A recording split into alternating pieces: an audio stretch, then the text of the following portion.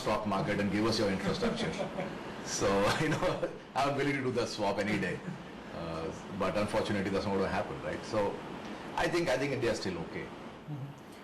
Shankar, now 8.5% growth has attracted $20 billion this year. For Indian markets to attract another $20 billion or even $10 billion, where do you think the surprise could come from? I don't think the growth really attracted it. I think it's simply that the dollar started to fall. People looked around saying that we want to hedge our dollar risk. Rates are low in the US, so no great incremental value exists in the US.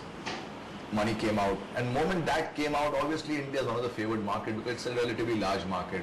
At least on paper, there is a lot of liquidity.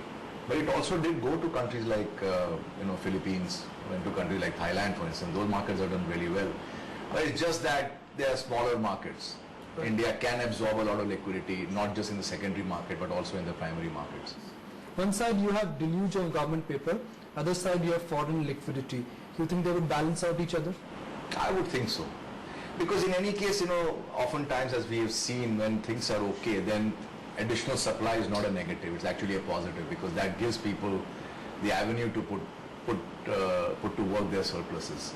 So right now maybe the world will welcome a deluge of government paper rather than get angry about it.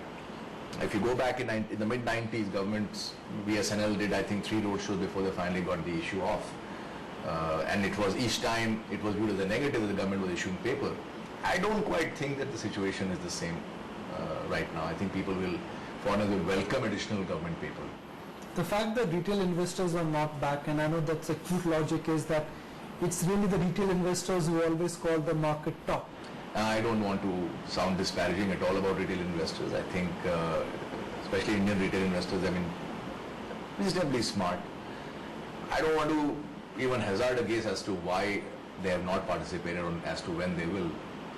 But I don't think either way it will matter to the course of the market, because they don't really drive markets in India. So there is no cute relation according to you that retail investors always call the market top? There has been a relationship in the past, but to say that that's going to be a relationship in the future would be hazardous, because in markets relationships change all the time. So something that's worked for 15 years will stop working tomorrow. So we'll see. So Shankar, as a child, how have you always celebrated your Diwali? Well, obviously as all kids, bursting out of crackers and generally having fun, and I think enough of market talk. Let's go and burst some crackers now. Certainly, let's go.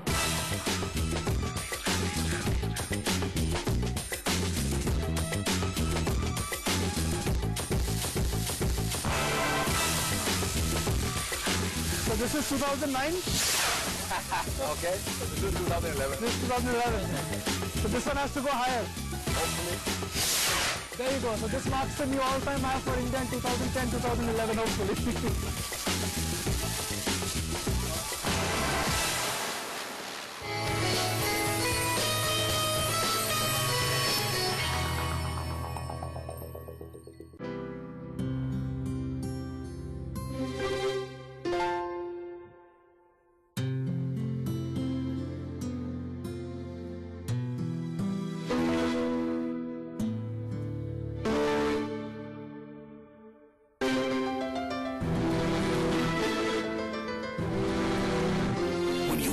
is precious. Let the experts manage your wealth. ASK Wealth Management. Over 25 years of managing wealth.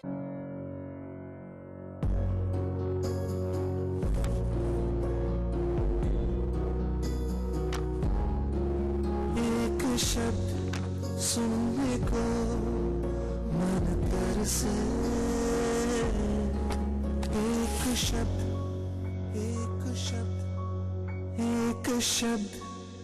सुनकर yes खुशियां बरसे। एक yes आपकी जिंदगी बदल देता है। आइए यस बैंक में, जहां हम समझते हैं यस का महत्व। यस बैंक, से यस टू ग्रो। एक yes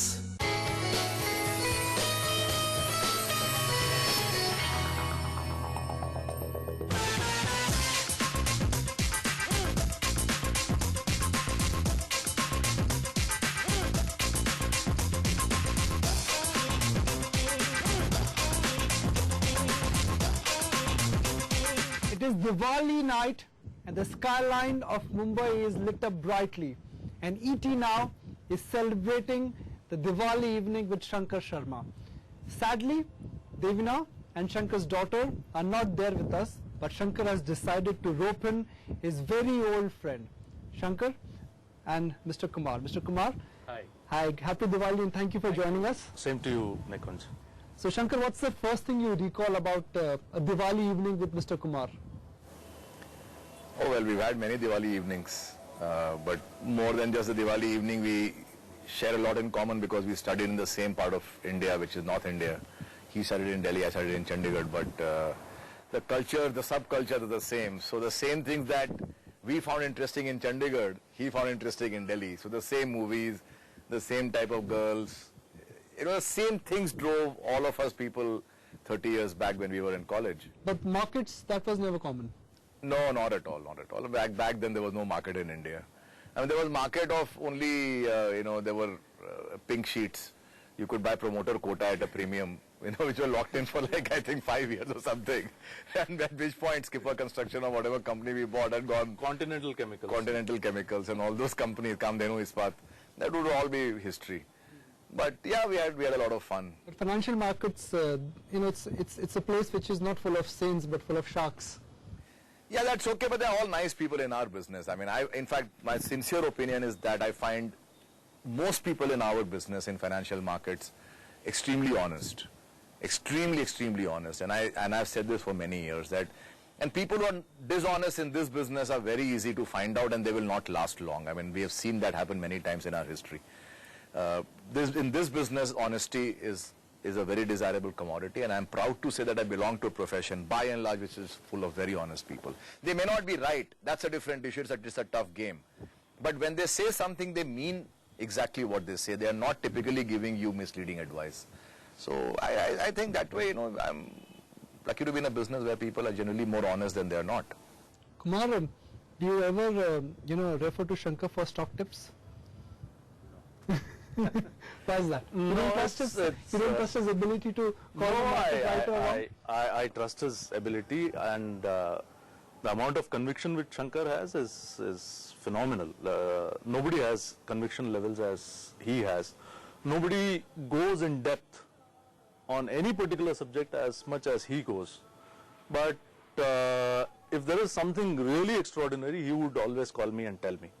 So I don't have to call him up and ask him for tips or whatever. But if there is something really out of the blue or really extraordinary, he will always call me and tell me that, Kumar, why don't you buy this or sell this?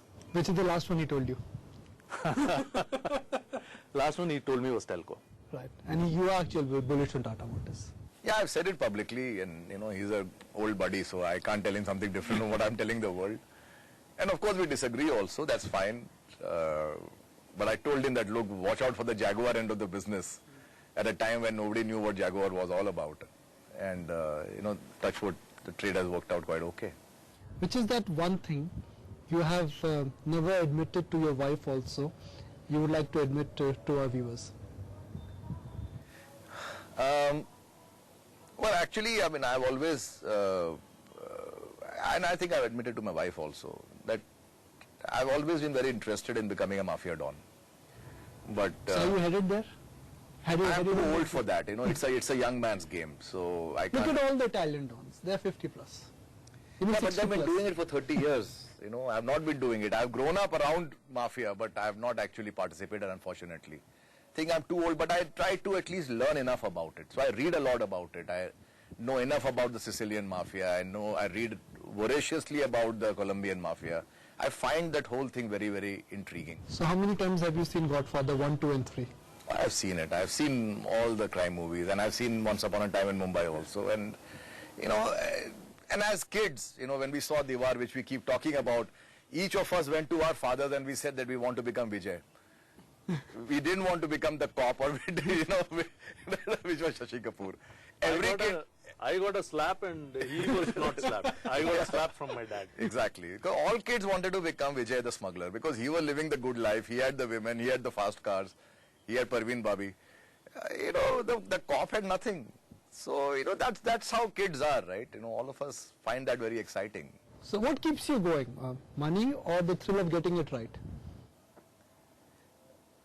Money, I don't think, and I've never been, I will not say this, but I've never been very driven by money. I mean, of course, when you were very, very poor when I started out in this business, obviously that was the most important thing. After a point of time, that is not the reason why you go to work. I mean, that's absolutely straightforward. For me, what is the most important thing, and I maintain this, is that can you live life at your own terms? If you can, then that is the real wealth. You can have a lot of wealth, but ultimately if you are not being able to live life at your own terms and you're living it because of a lot of pressures around you, then I don't think it's worth it. So all my life I've only tried to do one thing, which is that can I live life at my own terms? And touch wood, so far God has allowed me that privilege. But you don't have a number in your mind which you're chasing? Not at all. Not at all, because it's my view that that number is meaningless. I don't have very fancy tastes beyond, the usual things of, buying a good shoe or a good watch. But those things don't cost so much that you have to keep dreaming of a number. But other than that, I'm very content. God has given me a lot more than what I probably deserved. I'm very happy to enjoy life. And for me, chasing learning is a very important thing, but not necessarily learning about markets, because we've done this long enough to know pretty much what is there to be learned, and a new thing comes along, we learn it. So I try to learn new things around me. So the insiders tell me that you're planning to buy a Jag or XJ? I'll take you for a ride in it. Thank you for having us over. Thank you for Wish you having happy us. Diwali. And before we sign off, here's wishing all the viewers of ET Now once again a very happy Diwali. Thanks for watching and have a great evening.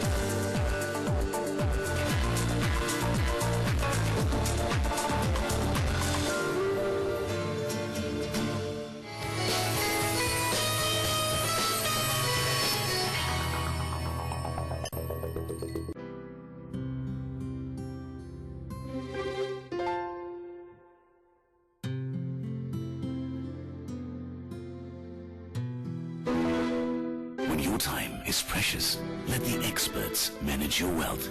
ASK Wealth Management, over 25 years of managing wealth.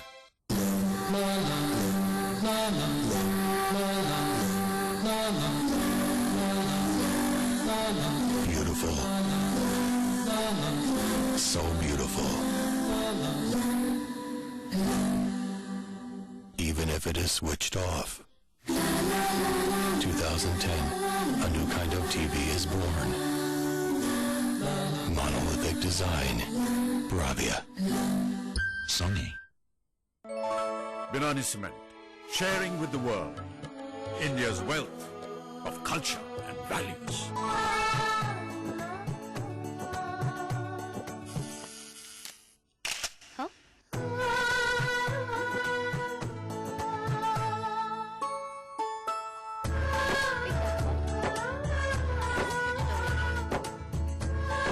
Binani Cement, for generations to come.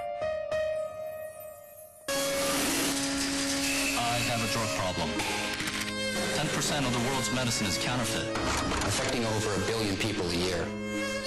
On a smarter planet, we're building intelligence into things. So we can follow this medicine from the factory to the distribution center. To the pharmacy. And know it's the real thing. Keeping counterfeits off the shelves. In places like the US, Tanzania, and India. Smarter medicine is safer medicine. That's what I'm working on. I'm an IBMer. Let's build a smarter planet.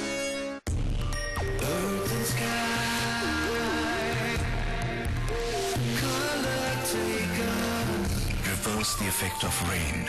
Weather Code All Guard Exterior Paint with silicone that actually pushes water away, leaving your walls spotless, fungus-free, and 100% rainproof. Berger Weather Code All Guard Exterior Paint with silicone. Truly durable.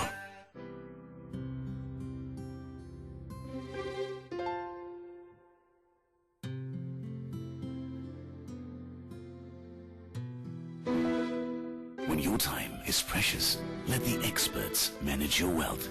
ASK Wealth Management, over 25 years of managing wealth.